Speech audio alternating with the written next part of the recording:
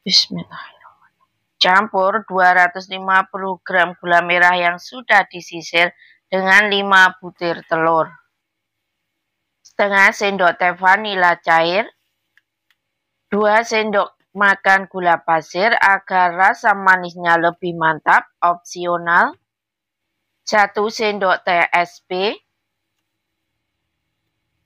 Mixer adonan menggunakan kecepatan yang paling tinggi sampai adonannya mengembang putih kental berjejak selama kurang lebih 8-10 menit. Tentunya disesuaikan juga dengan kecepatan mixer masing-masing dan juga kualitas pengembang yang dipakai. Untuk kali ini saya coba memixer selama kurang lebih 10 menit. Dengan cara diayak, tambahkan 250 gram tepung terigu. Saya masukkan bertahap 2 kali agar mudah tercampur dengan adonannya. Aduk-aduk seperti dalam video agar nanti saat dimixer tepungnya tidak berhamburan. Lalu mixer menggunakan kecepatan yang paling rendah sampai tepung tercampur rata saja dengan adonannya. 180 gram margarin yang sudah dicairkan, margarin dalam keadaan hangat kuku. Margarin juga saya masukkan bertahap 2 kali. Mixer lagi dengan kecepatan yang paling rendah sampai margarin tercampur rata saja dengan adonan. Saat mencampur bahan lain ke dalam adonan, jangan terlalu lama-lama ya memixernya agar adonannya itu tidak turun. Tambahkan sisa tepungnya tadi.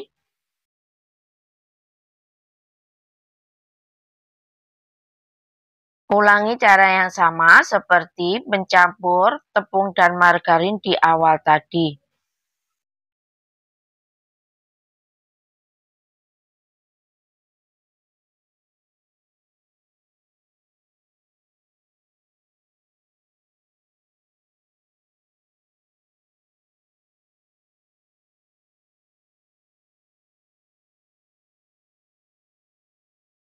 Aduk balik adonan untuk memastikan jika adonan sudah benar-benar tercampur dengan rata dan tidak ada cairan yang mengendap di bawah adonan agar nanti hasil bolunya tidak gagal. Tuang adonan ke dalam loyang-loyang. Saya memakai diameter atas bawah sama, diameter 24 cm. Loyang sebelumnya sudah saya olesi Carlo KW yang terbuat dari campuran tepung terigu, margarin, dan juga minyak goreng dengan takaran 1:1.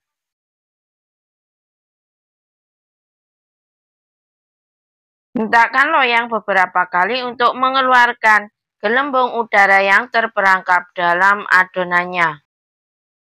Panci serbaguna ini sebelumnya sudah saya panaskan terlebih dahulu selama kurang lebih 10 menit menggunakan api sedang cenderung kecil. Panci ini fungsinya seperti oven tangkring. Tutup panci kemudian panggang selama kurang lebih 40-50 menit, tentunya juga disesuaikan dengan karakter panci ataupun karakter oven masing-masing jika memakai oven. Setelah kurang lebih 50 menit saya panggang, bismillahirrahmanirrahim.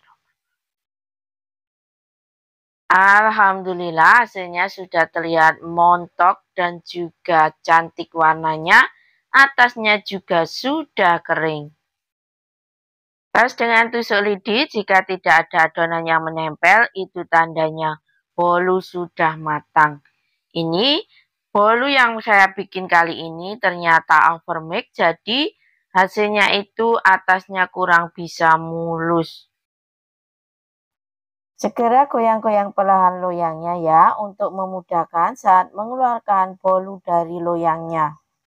Untuk mixer yang saya pakai ini, cocoknya saya mixer selama kurang lebih 8 menit. Segera keluarkan dari loyangnya.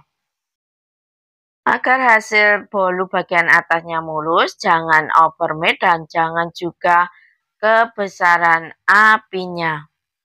Alhamdulillah hasilnya cakep dan matang merata.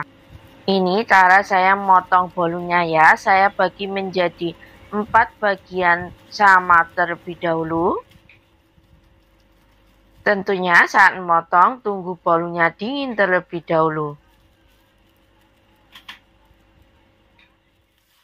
Setelah itu, tiap bagian saya potong menjadi 2 bagian.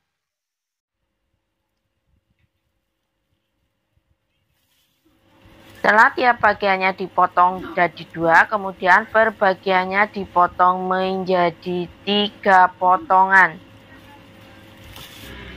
Untuk keterangan resepnya nanti saya sertakan di description box-nya berada di bawah judul.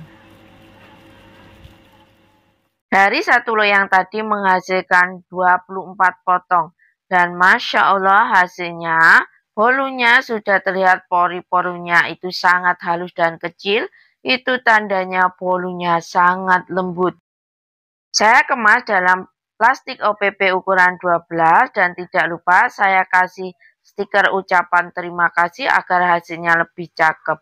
Bolu ini dalam wadah kedap udara tahan sampai kurang lebih 6 hari. Bismillahirrahmanirrahim.